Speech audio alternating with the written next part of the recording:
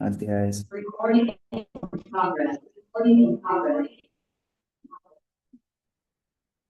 अध्याय 7 हम लोग पाठ कर रहे हैं तृणाव्रत का वध। तो अभी शक्टासुर के वध की हमने लीला देखी थी। और उसके बाद नंद महाराज कृष्ण के स्वास्थ्य के लिए, कृष्ण के आम, सुरक्षा के लिए अलग अलग दान इत्यादि कर रहे हैं। तो श्लोक संख्या 16 से आगे। गाव सर्वगुणोपेता वासस्रग्रुक्ममालिनी आत्मजाभ्युदयार्थाय प्रादाते चान्वयुञ्जता। कमल सिंह प्रभु, ऐसे ही पढ़िए जोर से।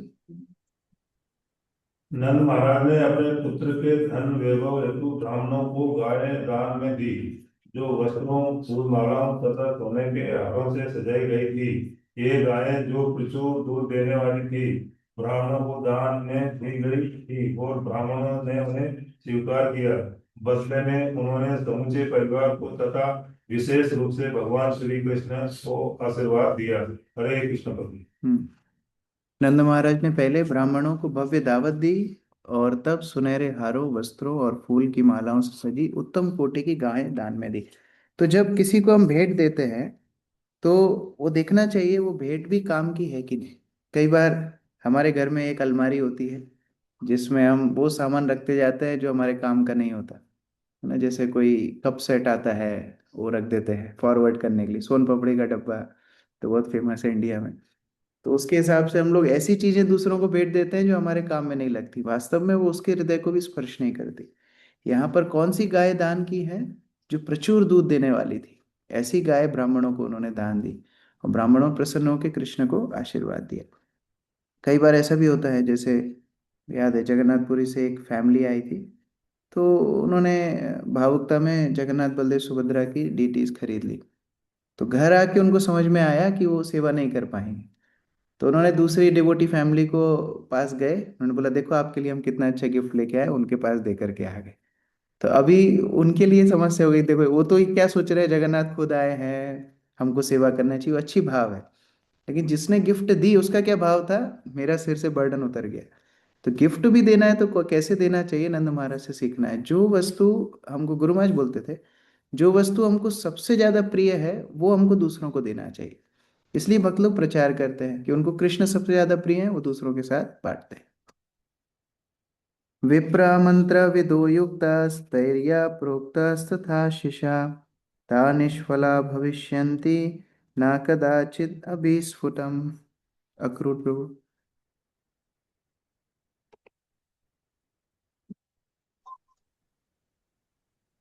वैदिक मंत्रों के उच्चारण में पूरी तरह से पटु ब्राह्मण योग शक्तियों से संपन्न योगी थे। वे जो भी आशीर्वाद देते वो कभी निष्फल नहीं जाता। हरे कृष्ण। परमेश्वरी माता जी तात्पर्य।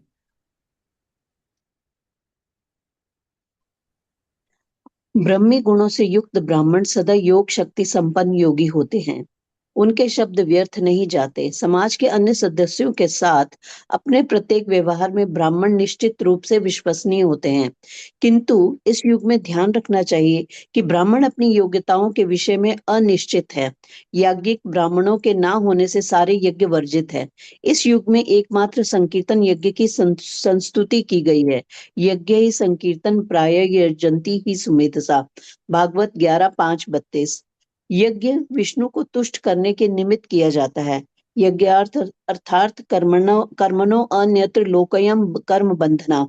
इस युग में योग्य ब्राह्मणों के ना होने से मनुष्यों को चाहिए कि हरे कृष्ण मंत्र के कीर्तन द्वारा यज्ञ करें। यज्ञ ही संकीर्तन प्राय यजंती ही सुमेधसा। यह जीवन यज्ञ के निमित्त है और यज्ञ हरे कृष्ण कीर्तन द्वारा संपन्न किया जाता है। हरे कृष्णा। तो ब्राह्मण अर्थात ही था जो ब्रह्म जानाति थी ब्राह्मण, जो भगवान को जानते हैं, जो भगवान के आश्रय में हैं, जो भगवान के नियमों का पालन करते हैं, उनको ब्राह्मण बोला जाता है। और वैष्णव स्वाभाविक रूप से ही ब्राह्मण होते हैं। तो प्रभुपाद बोल रहे हैं हो सकता है वैदिक काल जैसे ब्राह्मण हमको ना मिले जो बड़े वैदिक मंत्रों का उच्चारण करना जानते हो, लेकिन जैसे इस युग का धर्म है, इस युग का मुख्य यज्ञ है हरिनाम संकीर्तन, उसी तरह जो भगवान के नाम लेने वाले, कीर्तन करने वाले वैष्णव भक्त हैं, वो ब्राह्मणों से श्रेष्ठ हैं। और ऐसे वैष्णवों की कृपा याचना से हम लोग हमेशा भक्ति में सुखी रह सकते हैं। जैसे यहाँ नंद महाराज कृष्ण के आनंद के लिए ब्राह्मणों की सेवा कर रहे हैं। अभी 18 नंबर श्लोक से नेक्स्ट लीला शुरू हो रही है। 17 तक षट्टासुर वध लीला, 18 से नेक्स्ट। एकदा, एक समय। एकदा आरोहम आरूढ़म लालयन्ती सुतं सती गरिमानां शिशोर्वोढुम नासे हे गिरिकूटवत्। अर्चित प्रभु। हरे कृष्णा प्रभु जी, दंडवत प्रणाम। एक दिन भगवान श्री कृष्ण के आविर्भाव के 1 वर्ष बाद माता यशोदा ने अपने पुत्र को अपनी गोद में दुलार रही थी। तभी सहसा उन्हें वह बालक पर्वत की चोटी से भी भारी लगने लगा, जिससे वे उसका भार सहन नहीं कर पाई। हरे कृष्णा। जैसा हम लोग कल भी चर्चा कर रहे थे, अभी तक क्योंकि कृष्ण का नामकरण नहीं हुआ है, तो यहाँ पर शिशुर सुतम ऐसे शब्दों को सुखदेव गोस्वामी इस्तेमाल कर रहे हैं। बच्चे को, शिशु को उठा करके माता यशोदा गोदी में बैठ लेकर के बैठी थी। 1 साल के कृष्ण हैं, और सहसा उनको ऐसा लगने लगा कि बहुत भारी कृष्ण हो गए हैं, पर्वत के समान भारी लगने लगे, और उनका भार वो सहन नहीं कर पाए। हिमांशी माता जी। तात्पर्य: लालयन थी। कभी कभी माता अपने बच्चे को उछालती है और जब वह उसके हाथ में गिरता है तो हंसता है। इससे माता को भी आनंद आता है। यशोदा ऐसे ही करती थी, किंतु इस बार भगवान श्री कृष्ण बहुत भारी हो गए, जिससे वे उनका भार नहीं सह सकी। ऐसी परिस्थिति में हमें यह समझना चाहिए कि भगवान श्री कृष्ण उस तृणावर्तासुर के आगमन को जान गए थे, जो उन्हें उनकी माता से दूर उड़ा ले जाने वाला था। भगवान श्री कृष्ण जानते थे कि जब तृणावर्त आकर उन्हें माता की गोद से ले जाएगा, तो माता यशोदा अत्यंत विरहाकुल होगी। वे नहीं चाहते थे कि माता को असुर के कारण कोई कष्ट सहना पड़े, क्योंकि वे प्रत्येक वस्तु के उद्गम है, जन्माद्यस्य यतः। अतएव उन्होंने सारे ब्रह्मांड का भार अपने में धारण कर लिया। बालक यशोदा की गोद में था, जिसका संसार की हर वस्तु पर स्वामित्व था। किंतु जब बालक भारी हो गया, तो यशोदा को उसे गोद से नीचे रखना पड़ा, जिससे तृणावर्त को अवसर मिले कि वह उसे ले जाए और बालक के माता की गोद में लौटने तक कुछ काल तक उनके साथ खेले। बहुत सारी शिक्षाएं इस तात्पर्य से हैं। एक तो शिला प्रभुपाद बता रहे हैं कि कृष्ण जानते थे कि तृणाव्रत आने वाला है, तो तृणाव्रत यदि आएगा, हो सकता है उस बवंडर में, तृणाव्रत मतलब बवंडर, तो वो तृणाव्रत आने से हो सकता है माता यशोदा को भी उड़ा करके ले जाए। तो क्योंकि उनको कष्ट नहीं होना चाहिए, कृष्ण ने पहले से अपने आप को भारी कर दिया, जिससे माता उनको नीचे रख के चली जाए। दूसरा है, कृष्ण भौतिक सॉरी बाह्य रूप से तो माता यशोदा की चिंता कर ही रहे थे, और आंतरिक रूप से भी चिंता कर रहे थे कि अगर उनके सामने सामने मुझे उठा करके तृणावर्त ले जाएगा, तो माता को ये लगेगा कि मैं मेरे बालक की सुरक्षा नहीं कर पाई, और ये कष्ट भगवान उनको नहीं देना चाहते थे। कितना भगवान अपने भक्तों के विषय में विचार करते हैं। जैसे जन्यवास प्रभु शेयर करते हैं कि जब शिला प्रभुपाद का तिरोभाव हुआ, तो शिला प्रभुपाद की एक शिष्या के सपने में प्रभुपाद आए एक दिन बाद। तो शिला प्रभुपाद को उन्होंने पूछा कि प्रभुपाद, आपने जब जिस क्षण में आपका शरीर छोड़ा, तो आपके जो एकदम निकट निजी सेवक थे वो आपके पास नहीं थे।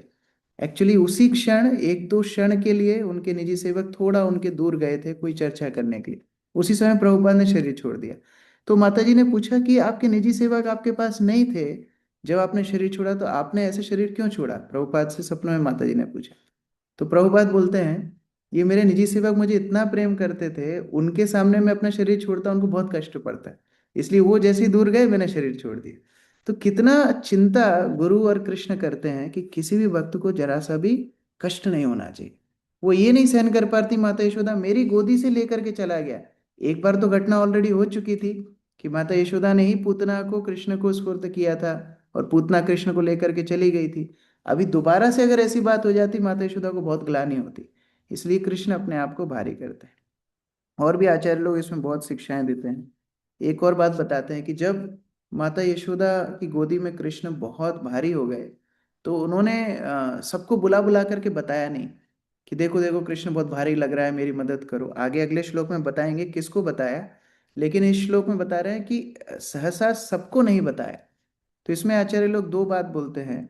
एक तो बोलते हैं जब हमारी भक्ति का वर्धन होता है या जब कोई भक्त भक्ति में प्रगति करता है, तो वो सबको उस भक्ति का प्रदर्शन नहीं करता, वो अपनी भक्ति को बड़ा गोपनीय रखता है। नरोत्तम दास ठाकुर बोलते हैं, आपन भजन कथा ना कही वो जथा तथा। अपने भजन की बात इधर उधर नहीं बोलना चाहिए।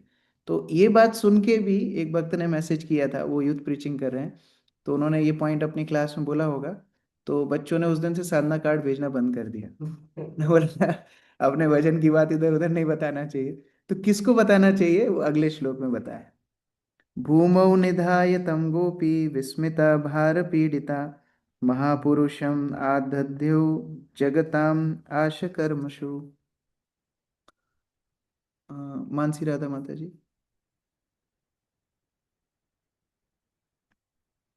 या अदिति माता जी पढ़ी।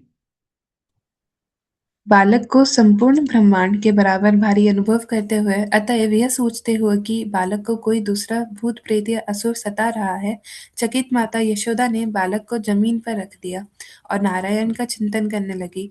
उत्पात की आशंका से उन्होंने इस भारीपन के शमन हेतु ब्राह्मणों को बुला भेजा और फिर घर के कामकाज में लग गई। उनके पास नारायण के चरण कमलों को स्मरण करने के अतिरिक्त कोई अन्य विकल्प न था, क्योंकि वे यह नहीं समझ पाई कि कृष्ण ही हर वस्तु के मूल स्रोत है। हरे कृष्ण। तो माता यशोदा ने ब्राह्मणों को बुलाया कि हो सकता है जो अनित हो या जो ये इतना भारी हो गया है, इसके ऊपर कोई भूत प्रेत असुर जो भी साया हो, इसके विषय में अगर कोई समाधान निकाल सकते हैं तो वो ब्राह्मण निकाल सकते हैं। उसी तरह से अगर भक्ति में दो चीजें हों, या तो बहुत प्रगति महसूस होने लगे कि मेरे बहुत मैं बहुत उन्नति कर रहा हूँ, मुझे बहुत भाव आ रहे हैं, या मैं बहुत शुद्ध भक्त बन गया हूँ, तो भी मार्गदर्शन लेना चाहिए, क्योंकि हो सकता है वो भी गड़बड़ हो। और अगर बिल्कुल भी भक्ति में रस नहीं आ रहा है, बिल्कुल भी उत्साह खत्म हो गया है, तो भी हमें मार्गदर्शन लेना चाहिए। और दोनों ही उदाहरण हमारे शास्त्रों में मिलते हैं।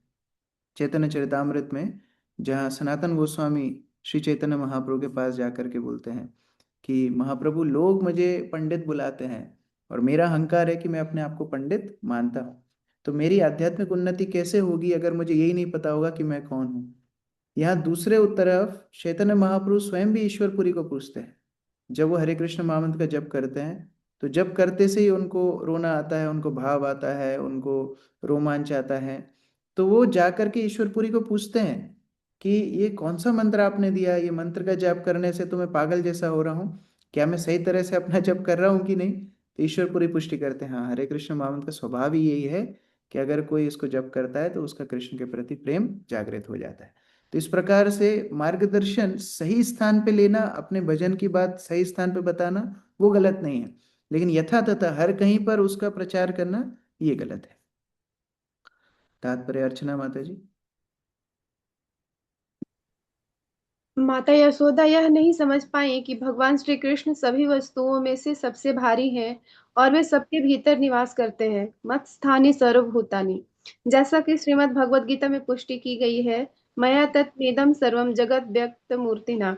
श्री कृष्ण अपने निर्विशेष पहलू के माध्यम से सर्वत्र विद्यमान रहते हैं और सारी वस्तुएं उन्हीं पर टिकी हुई हैं। फिर भी न चाहम तेष्व स्थिता, श्री कृष्ण सर्वत्र नहीं रहते। माता यशोदा इस दर्शन को नहीं समझती थी, क्योंकि योग माया की योजना अनुसार वे भगवान श्री कृष्ण की माता के रूप में उनके साथ व्यवहार कर रही थी। भगवान श्री कृष्ण की महत्ता को न समझ सकने से वे श्री कृष्ण की सुरक्षा के लिए केवल नारायण की शरण ले सकती थी और इस दशा के शमन हेतु ब्राह्मणों को बुला सकती थी। इस प्रकार से माता यशोदा के प्रेम ने भगवान के ऐश्वर्य को ढक लिया। हम लोग कल परसों भी चर्चा कर रहे थे कि दो अवस्थाओं में भगवान के ऐश्वर्य का विस्मरण होता है, एक माया में और एक अत्यधिक प्रेम। दैत्यो नाम्ना तृणावृता कंस भृत्य प्रणोदिता चक्रवात स्वरूपेण जहारासीनम अर्भकम। महारानी माता जी। जब बालक जमीन पर बैठा हुआ था तो तृणावर्त नामक असुर जो कंस का दास था वहां पर कंस के बहकाने पर बवंडर के रूप में आया और बड़ी आसानी से बालक को अपने साथ उड़ाकर आकाश में ले गए। तो भगवान तो तैयार थे ही, जैसे ही माता अंदर गई वैसे ही तृणाव्रत आया, और तृणाव्रत भगवान को बवंडर के रूप में आया था, भगवान को उड़ा करके ले गए। दीपक प्रिया रोहिणी माता जी।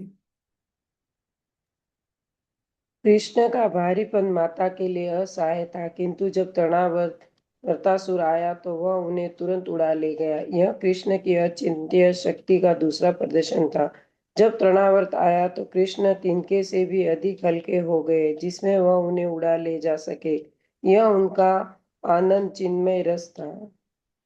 तो तृण आवर्त मतलब जो बवंडर में तृण घास इत्यादि उड़ते हैं, पर्वत थोड़ी उड़ते हैं। तो एक तरफ तो भगवान पर्वत जैसे भारी थे, दूसरी तरफ तृण जैसे हल्के बन गए जहां तृणावर्त लेकर के जाता है। तो वो अपनी स्व आत्म माया, अपनी इच्छा से ही अपनी लीलाओं का संचालन करते हैं। गोकुलम सर्वम आवृणम आवृणम गोकुलम सर्वावृण्वन् मुष्णां चक्षुंसि रेणुभिः ईर्यन् सुमहाघोरा शब्देन प्रदिशो दिशा। प्रमोदानंद प्रभु जी। हरे कृष्ण प्रभु जी, धन्यवाद। जब उस असुर ने प्रबल प्रबल बवंडर के रूप में सारे गोकुल प्रदेश को धूल के कणों से ढकते हुए सभी लोगों की दृष्टि ढक दी, और भयावनी आवाज करता हुआ सारी दिशाओं की ओर कांपने लगा। हरे कृष्ण प्रभु जी। तात्पर्य अनुपम और राधिका माता जी। तात्पर्य: तृणावतासुर ने बवंडर का रूप धारण कर लिया और समूचे गोकुल प्रदेश को धूल भरे अंधड़ से ढक दिया, जिससे किसी को निकट की वस्तु भी दिखाई नहीं दे रही थी। तो इस प्रकार से यहाँ पर तृणाव्रत जो सभी की दृष्टि को ढक लेता है, ये तृणाव्रत की तुलना भक्ति विनोद ठाकुर ने भौतिक शिक्षा से की है। जड़ विद्या जत माया वैभव तुम्हार भजन बाधा। भक्ति विनोद ठाकुर बोलते हैं जितनी जड़ विद्या है वो भगवान के भजन में बाधा होती है। क्यों? अनित्य संसारे मोह जन्मिया जीव के करय गधा। क्या करते हैं वो? अनित्य संसार के प्रति मोह जन्म पैदा कर देती है। ये संसार मेरा है, मैं इतना समर्थ हूँ, मैं देखो कितना बुद्धिमान हूँ, मैं सब चीजें अपने आप कर सकता हूँ। तो जैसे आंखों में धूल जाने से हमारी दृष्टि रुक जाती है, हम देख नहीं पाते हैं, उसी प्रकार से ये भौतिक शिक्षा या भौतिक बोल सकते हैं अहंकार, शिक्षा का अहंकार हमारी दृष्टि को आध्यात्मिक दृष्टि को ढक देता है। और इसीलिए जब हम भगवान के आश्रय में आते हैं तो भौतिक शिक्षा को हमें दूर रखना पड़ता है, या फिर ऐसे बोलें कि भौतिक शिक्षा को अगर इस्तेमाल भी करना है तो शास्त्रों के आधार पर, गुरु वैष्णव की वाणी के आधार पर भौतिक शिक्षा का सहारा लेना चाहिए। नहीं तो फिर हम कृष्ण को नहीं देख सकते, और कौन कहाँ तक, माता यशोदा तक नहीं देख पाए, ये भी वर्णन है। मुहूर्तम अभवद्गोष्ठम राजसा तमसावृतम सुतम यशोदना पश्यत तस्मिन् न्यस्तावती यथा। सुजाता माता जी। क्षण भर के लिए समूचा चारागाह धूल भरी आंधी के घने अंधकार से ढक गया और माता यशोदा अपने पुत्र को उस स्थान में न पा सके जहां उसे बिठाया था। नापश्यत् कश्चनात्मानं परं चापि विमोहिता तृणाव्रत निष्ठुरताभिः शर्कराभिरुपद्रुता। अंकित प्रभु। तृणावर्त द्वारा फेंके गए बालू के कणों के कारण लोग न तो स्वयं को देख सकते थे न अन्य किसी और को। इस तरह वे मोहित तथा विचलित थे। हरे कृष्ण। तो इस प्रकार से ना वो स्वयं को देख पाए, ना दूसरों को, ना भगवान को। तो Prabhupada science of self realization किताब में लिखते हैं कि ये भगवत साक्षात्कार और स्वयं का साक्षात्कार दोनों एक साथ होता है, ये अलग अलग नहीं है। जैसे व्यक्ति कांच में अपने आप को देखता है तो कांच में अपने आप को देखने के लिए उसको प्रकाश की आवश्यकता भी है, तो प्रकाश का होना भी आवश्यकता है, और स्वयं के प्रतिबिंब को देखना, दोनों एक साथ होता है। उसी तरह भगवान का साक्षात्कार और स्वयं का साक्षात्कार एक साथ होता है। कोई बोलता है नहीं मैं ये समझ गया कि मैं जीवात्मा हूँ, वो अधूरा साक्षात्कार है। कोई बोलता है नहीं मैं समझ गया भगवान कौन है लेकिन मैं अभी देहात्म बुद्धि में हूँ, ये भी अधूरा साक्षात्कार है। ये समझना मैं जीवात्मा हूँ, कृष्ण भगवान है, मैं उनका नित्य दास हूँ, ये पूर्ण साक्षात्कार है। और इस साक्षात्कार को ढकने वाला कौन है, वो मोह कौन है, वो तृणाव्रत कौन है, वो भौतिक शिक्षा है या फिर अविद्या है। या विद्या के कारण हम लोग हमारी पहचान को भूल जाते हैं। इति खरा पावन चक्र पंशु वर्षे सुता पदाविम अबल विलक्ष्य माता अति करुणम अनुस्मरन्ति शोचत भुवि पतिता मृतवत्सका यथा गौ। जगदीश्वर प्राण प्रभु।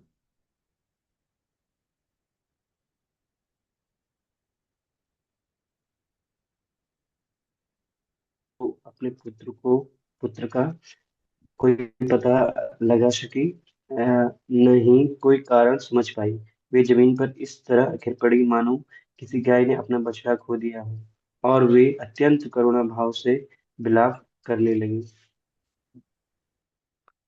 रुदितमन अनुशम्य तत्र गोपयो वृषम अनुतप्त धियोश्रुपूर्णमुख्या रुरुदुरनुपल भयनंद सूनम पवन उपारत पंशुवर्ष वेगे। विनोद प्रभु। हरे कृष्ण प्रभु दंडोरा।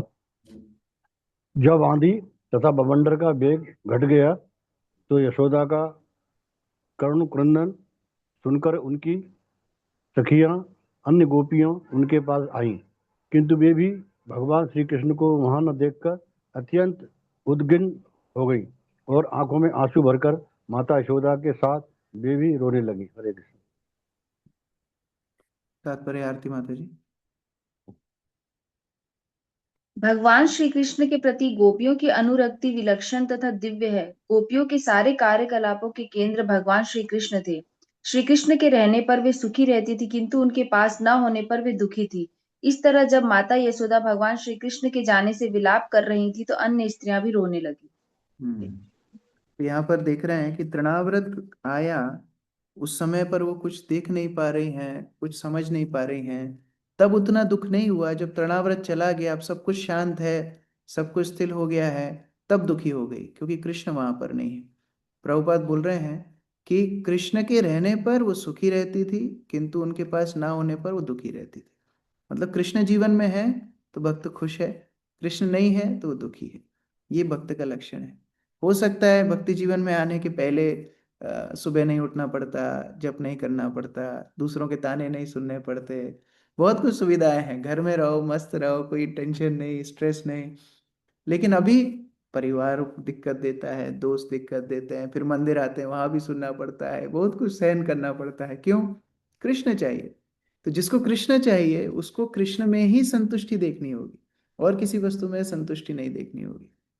हम लोग देवकी वसुदेव के चरित्र में भी चर्चा कर रहे थे।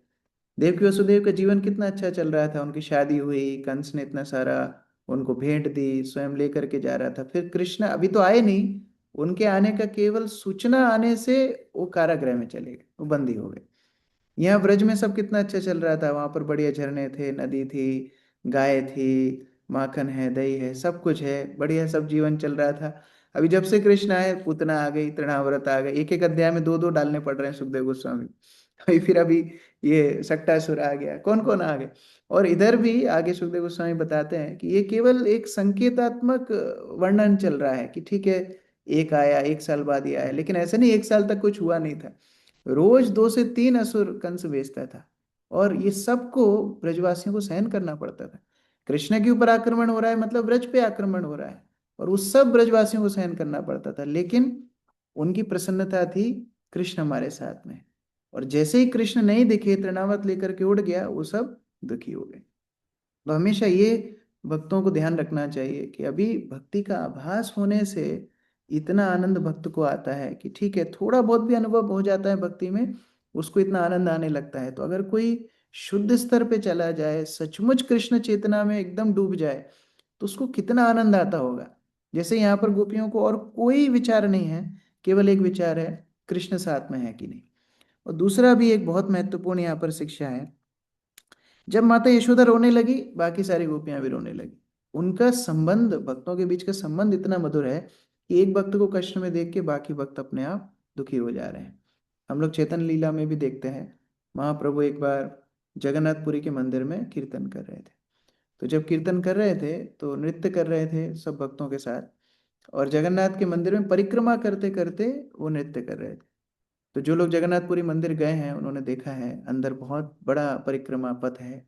वहां पर महाप्रभु अपने सब अनुयायियों के साथ, खूब मृदंग है, करताल है, खूब उदंड कीर्तन हो रहा है, उसको बेड़ा कीर्तन बोलते हैं। और जब पीछे की साइड पहुंचते थे जहाँ नरसिंह देव हैं, बहुत उदंड वहां कीर्तन कर रहे थे। तो अद्वैत आचार्य का बच्चा भी उधर में था, अद्वैत आचार्य वगैरह सब नवद्वीप से आए हुए थे। तो महाप्रभु उस बच्चे को बोलते हैं नृत्य करो, तो वो नृत्य करता है, खूब डांस करता है, इतना कूदता है, इतना कूदता है, वो नीचे गिर के वो मर जाता है। अभी नहीं उठ रहा है, तो अद्वैत आचार्य खुद जा करके देखते हैं। तो अद्वैत आचार्य जब देखते हैं उनका बच्चा मर गया है, तो अद्वैत आचार्य रोने लगते हैं। और जैसे ही अद्वैत आचार्य रोने लगते हैं, सब भक्त रोने लगते हैं। तो महाप्रभु ये देख के इतने प्रसन्न होते हैं कि अद्वैत आचार्य को भक्त लोग कितना प्रेम करते हैं, मतलब उनके बच्चे को कुछ हो गया, सब भक्त रोने लगे। तो महाप्रभु बोलते सभी लोग नरसिंह देव को पुकारो। नरसिंह देव के सामने तो वो घटना हुई थी, सब नरसिंगा नरसिंगा पुकारते, वो बच्चा फिर उठ के नाचने लगता है। तो कहने का अभिप्राय, भक्तों के बीच का संबंध कितना मधुर होना चाहिए। एक भक्त अगर कष्ट में है, दुख में है, बाकी भक्तों को भी उसकी चिंता होनी चाहिए। यही यही मुख्य वैष्णव संबंधों की नींव है। Friend in need is friend in deed. तो इस प्रकार भक्तों के संबंध की भी यहाँ पर शिक्षा मिलती है। तो अभी भगवान को लेके तृणाव्रत उड़ा है, थोड़ा सा उड़ने देते हैं, कल आगे बढ़ाएंगे किस तरह तृणाव्रत का वध भगवान ने किया, और उसके बाद आगे माता यशोदा के साथ ब्रह्मांड लीला और भगवान का नामकरण। हरे कृष्ण। यस, परमेश्वरी माता जी। हरे कृष्ण प्रभु जी, दंडवत प्रणाम। प्रभु जी, कल आपने ये बताया था कि पूतना किसको रिप्रेजेंट करते हैं? भक्ति विनोद ठाकुर क्या बताते हैं पूतना के लिए? जो तथाकथित गुरु हैं, जो ढोंगी गुरु हैं, जो लोगों को आध्यात्म ढोंगी के गुरु। नाम पर ठगते हैं या मायावाद का प्रचार करते हैं, उनकी तुलना पूतना से की। दूसरा प्रभु जी, मुझे पता नहीं ये प्लेटफॉर्म ठीक है कि नहीं, भक्ति करते हैं, फेस पे ग्लो आता है, ये है कि अच्छी भक्ति चल रही है, तो सुंदर लगते हैं। सो दूसरे, आप सुंदर लग रहे हैं और ये कलर भी आप पे आज बहुत सूट कर रहा है। इसलिए आपको जब मैंने देखा था तो मेरा यही भाव आया था, देखो भक्ति करने से कितना ग्लो आता है। तो अभी जिनने आपको देखा नहीं, उनको मालूम नहीं है ये। गुरु महाराज एक बार सूरत में, सुबह सुबह प्रकाशानंद प्रो के घर की बात है, गुरु महाराज तैयार होके बाहर निकले। तो गुरु महाराज तैयार होके जब बाहर निकले तो एकदम फ्रेश कपड़े थे, सब कुछ एकदम फर्स्ट क्लास था। जैसे बाहर निकले तो प्रकाशानंद प्रभु गुरु महाराज को बोले, गुरु महाराज आज आप बहुत सुंदर लग रहे हो। तो गुरु महाराज बोले, beauty lies in the I of beholder. सुंदरता देखने वालों की आंखों में होती है। वही आपके ऊपर लागू है। हंसराज प्रभु। हरे कृष्ण। हरे कृष्ण प्रभु जी, दंडवत प्रणाम। प्रभु जी, जिस तरह से अभी आपने वर्णन करा है कि कृष्ण भगवान के आगमन के पहले ही मतलब सूचना मिली तो इतनी तकलीफ झेली, और जब कृष्ण भगवान आए तो रोज डेली कुछ ना कुछ समस्या थी। तो ऐसे ही कुछ जब हम प्रचार करने जाते हैं तो हमने किसी को भगवत गीता दी थी, तो जब उनको दी तो उनके घर में किसी की डेथ हो गई कुछ समय बाद। तो बोले देखो भगवत गीता आई तो हमारी डेथ हो गई हमारे घर में। तो वह प्रभु जी, इसका कनेक्शन हम क्या देखें मतलब? ये मूर्खता है। डेथ तो होनी है, कल भी हम चर्चा कर रहे थे। प्रभुपाद को किसी ने पूछा ना, इंडिया में इतनी डेथ रेट क्यों है? प्रभुपाद बोले, डेथ रेट सब जगह एक ही है। बोले कैसे? 100% सब जगह एक ही है, सबको ही मरना है। लेकिन अगर आपके जीवन में उन समस्याओं के बीच में श्री कृष्ण है, तो वो संबल व्यक्ति को आगे लेकर के जाता है। नहीं तो आशा क्या है भौतिक संसार में, और आशा क्या है? लोग जाते हैं काउंसलर्स के पास या साइकोलॉजिस्ट के पास, वो भी सुन करके सहानुभूति देता है, ठीक है सब ठीक हो जाएगा, लेकिन वो ठीक नहीं कर सकता है। केवल लोग सुनने के लिए उसको पैसा दे रहे हैं।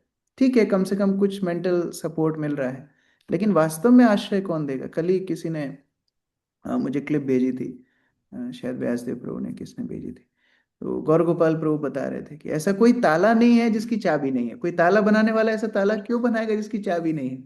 तो उसी प्रकार से भगवान ऐसी समस्या क्यों हमें देंगे जिससे हम बाहर नहीं निकल सकते? लेकिन उन समस्याओं में अगर भगवान हमारे साथ में है तो वो जीव के लिए सबसे बड़ी आनंद की बात है। कुंती महारानी को देख लीजिए, कुंती महारानी क्या प्रार्थना कर रही है। वास्तव में विपदा नहीं मांग रही है, वो कृष्ण को मांग रही है। वो बोल रही है अगर विपदाओं में आप साथ में रहोगे तो विपदा चलेगी, है ना। ऐसा नहीं है कुंती महारानी को मजा आ रहा है कि यहाँ और दिक्कतें आए, ऐसा नहीं है। वो कृष्ण को मांग रही है, तो वो भक्त को सोचना चाहिए। थैंक यू प्रभु जी। हरे कृष्णा, धन्यवाद प्रणाम। रेखा माता जी। हरे कृष्णा प्रभु जी। प्रभु जी, जैसे अभी आपने बोला कि कभी कभी हम भक्ति में उत्साह कम हो जाता है तो हमें भक्तों से बात करनी, तो ऐसी सिचुएशन में हमें क्या करना चाहिए जब हमें लगे कि कुछ छूट रहा है। जैसे पीछे मेरी क्लासेस किसी ना किसी कारण से छूट रही थी, तो मुझे ऐसा लगा कि सब कुछ कम हो रहा है, तो क्या करें? तीन चीजें करना चाहिए, एसोसिएशन तीन स्तर पे करना चाहिए भक्तों को। एक सामूहिक संघ है, सामूहिक संघ में भक्ति करने का, श्रवण करने का, अलग अलग भक्ति संबंध क्रिया करने का अवसर मिलता है और प्रेरणा भी मिलती है। जैसे हम लोग साथ में आकर के पढ़ रहे हैं तो पढ़ते पढ़ते यहाँ तक आ गए, अगर अकेले पढ़ने का विचार करते तो शायद यहाँ तक आने में बहुत समय लग जाता। तो उस प्रकार संघ संघ के लिए, संघ में आकर के सामूहिक संघ करने से साधना में, जप में प्रोत्साहन मिलता है। दूसरा तरह का संघ है व्यक्तिगत संघ। फिर कुछ भक्त ऐसे होने चाहिए जो भक्तों से मार्गदर्शन लिया जा सके। तो अगर कोई भक्ति में फिर दिक्कत आ रही है, कुछ प्रेरणास्पद भक्त होने चाहिए, उनसे फिर पूछ सकते हैं कि ये दिक्कत आ रही है, क्या समाधान है, तो वो फिर प्रैक्टिकल गाइडेंस व्यक्ति पर्सन टू पर्सन दे सकते हैं। लेकिन तीसरा भी संघ होता है, वो प्रार्थना का संघ है। फिर वैष्णवों से, गुरु से प्रार्थना भी करना चाहिए कि मैं लड़खड़ा रहा हूँ, मुझे पता है मुझे ये कार्य करना है। अभी मान लो कोई भक्त जप नहीं कर पा रहा है, वो भक्तों के पास जाके बोलेगा अभी मुझे जप करना है, भक्त क्या बोलेंगे, माला उठाओ और जप करो। तो हर चीज का समाधान कई बार पता होने के बाद भी अगर ना कर पा रहे हो तो फिर प्रार्थना करना चाहिए। और प्रार्थनाओं में इतनी शक्ति है कि हमें किसी भी स्तर से बाहर निकाल सकते हैं। कोई भी व्यक्ति, बहुत दोष दर्शन हो रहा है, आंखों में बहुत दोष दिख रहे हैं, गुरु के पास जाके, भगवान के पास जाके, वैष्णव को स्मरण करके प्रार्थना करें। साधना में लड़खड़ा रहे हैं, प्रार्थना करें। बहुत सारी चुनौतियां आ रही हैं, प्रार्थना करें। प्रार्थना बहुत शक्तिशाली है। राधानाथ स्वामी महाराज बोलते हैं "ये भक्त को नहीं पता उसकी प्रार्थना में कितनी शक्ति है, उसको भी नहीं पता उसकी स्वयं की प्रार्थना में कितनी शक्ति है"। तो इस तरह प्रार्थना करना चाहिए। जी प्रभु, हरे कृष्ण। रानी माता जी। हरे कृष्णा प्रभु जी, दंडवत प्रणाम। प्रभु जी, अभी आप बता रहे थे क्लास में कि जैसे हमको भगवान का विस्मरण दो कंडीशन में होता है, एक माया में और एक अत्यधिक प्रेम में। तो माया में तो समझ में आ रहा है हमको विस्मरण कैसे होता है, पर अत्यधिक प्रेम में कैसे होता है प्रभु जी? क्योंकि हमारे लिए पहले ही एप्लीकेबल है, इसलिए वो समझ में आ रहा है। हमारे लिए पहले ही है। हमारे लिए भगवान का विस्मरण माया में ही होता है। लेकिन जो नित्य सिद्ध भक्त हैं, जो भगवान के एकदम क्लोज एसोसिएट्स, नित्य परिकर हैं, उनको भगवान का विस्मरण मतलब उनकी भगवत्ता का विस्मरण होता है अति प्रेम में। मतलब उनको फिर फर्क नहीं पड़ता वो भगवान है कि नहीं। जैसे यहाँ पर माता यशोदा स्मरण कर रही है भगवान विष्णु को, और सुखदेव गोस्वामी बोल रहे हैं उनके अलावा उनका आश्रय कौन है। लेकिन वही विष्णु के स्रोत उनके घर में है, उनके बारे में उनको नहीं मालूम कि ये विष्णु है, उनकी सुरक्षा के लिए। वैसे ही पूतना के शरीर से जब नीचे उतारा था, अलग अलग विष्णु नाम लेकर के उनके शरीर की सुरक्षा के लिए प्रार्थना की थी। नंद महाराज फिर ब्राह्मणों को बुला रहे हैं, इनको आशीर्वाद दो जिससे सुरक्षित रहे। तो भगवान भगवान है, ये चिंतन अति प्रेम में शुद्ध भक्तों का चला जाता है। वो फिर भगवान का लालन पालन, साख्य, दास्य, वात्सल्य, माधुर्य, ये रसों में भगवान के साथ आदान प्रदान करते हैं। लेकिन ये शुद्ध भक्तों के लिए, नित्य सिद्धों के लिए। हमारे लिए माया के कारण भगवान की विस्मृति होती है। हरिप्रिया माता जी। हरे कृष्णा प्रभु जी, दंडवत प्रणाम। प्रभु जी, फेस पे ग्लो पे गुरु महाराज का इंसिडेंट याद आया। अमृतसर में एक भक्त ने गुरु महाराज से पूछा कि आपकी उम्र 70 साल है, फिर भी आपका चेहरा इतना चमक रहा है, इसका क्या रीजन है, आप कौन सी क्रीम लगाते हैं? तो गुरु महाराज ने बोला, मैं प्रभुपाद क्रीम लगाता हूँ और वही मैं आपको देने आया हूँ, और आप पहले से इसे ले रहे हैं तो आपका भी चेहरा चमक रहा है। प्रमोदानंद प्रभु जी, याद है ये कहानी?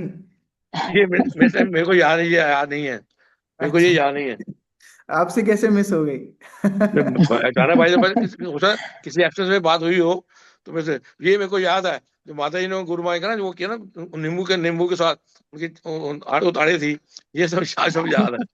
ये जहाँ नहीं है। हाँ। ये कब हुआ था, ये भी अब बताइए कब हुआ था, बताइए प्रभु जी, ये माता जी कहाँ पे ने हुआ बोल था? दिया, अब आप लिख लीजिए आपकी मेमोरीज में, मैं मैं अमृतसर डायरी में। अमृतसर डैड में, वो कहाँ पे हुआ था, ये कब हुआ था, ये नहीं मेरे को मालूम। जी हरिप्रिया माता जी बताएंगी। माता जी बताइए कब हुआ प्रभु था जी ये? प्रभु जी मुझे ये तो नहीं पता, शायद मैंने आपके मुंह से ही सुना होगा, और मैंने गुरु महाराज के ग्लोरिफिकेशन में ये लिखा था। अच्छा। ठीक है, रिसर्च करते हैं माता जी। वैसे वैसे प्रभु जी, जी। वैसे आपको आज ये जो है कलर जो है सूट बहुत कर रहा है वैसे, ये कहने की बात नहीं है थी। हरी बोल। कभी आपने ये पहना नहीं ना, कभी आपने पहना नहीं ये कलर ऐसा, तो आज पहना एक्चुअली हुआ है। ये इसमें छेद है, आज कोई धुला नहीं तो ये उठा के पहना। तो प्रभुपाद, और ये भी एक वक्त की प्रसादी है एक्चुअली। मैं जब लंदन गया था तो जी बहुत ठंड थी, तो दीन कृष्ण प्रभु ने अपना स्वेटर उतार के मुझे दिया। एक्चुअली वैष्णव की कृपा में शक्ति है। अब मुझे समझ में जी क्या क्यों जी होता है चलिए। ये डिस्कशन। ये वैष्णव के प्रेम में शक्ति है। हरे कृष्ण। जब हरे प्रभुपाद जय संवेद भक्त